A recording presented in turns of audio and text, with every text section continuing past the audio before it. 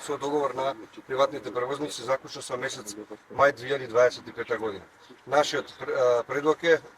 како што бев информиран од колегите, тоест од приватните превозници, дека цената е 69 до 70 денари за изминат километар кон приватните превозници, тоа да биде со измена на совет, со одлука на совет, да биде 100 денари од километар заклучен со месец мај додека им трае првиот дел од договорот. Што значи дека ние како советници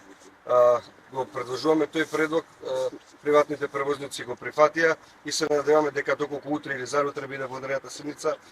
заедно со другите колеги советници ќе го изгласаме тој предлог. Одлична можност имаше што разговаравме со приватните превозници за сите нивни проблеми. Ние во иднина ќе продолжиме да дискутираме за сите нивни проблеми. Радосен сум, среќен сум што најдовме решение заедно со моите колеги советници од советничката група на ВМРО ДПМН и коалицијата, и тоа е голем доказ, повторам, голем доказ дека ВМРО ДПМН, советничката група на ВМРО ДПМН и коалицијата работат стрикно во интерес на граѓаните. Сакам да знаете дека со оваа одлука, доколку нели би се изгласија од другите колеги советници, и затоа повикувам јавно вечерва да на следната седница сите колеги советници од сите советнички групи го поддржат овој предлог да се зголеми цената по километар од 70 денари на 100 денари до месец мај за приватните превозници. Сакам да кажам дека тука не спаѓа никакво покачување за цената за граѓаните. Што значи дека ние успеавме во договорот со приватните превозници да изискуваме да нема никакво покачување на цената на билетот во правец или во месечните билети до месец мај за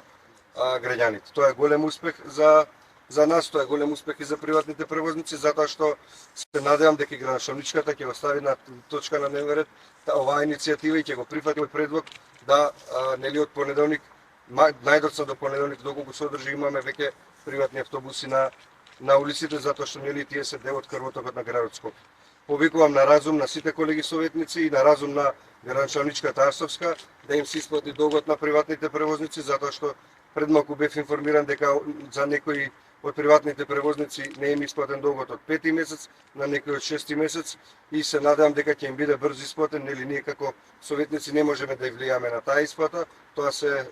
нели се прави со подпис и со нели насока од градоначалникот.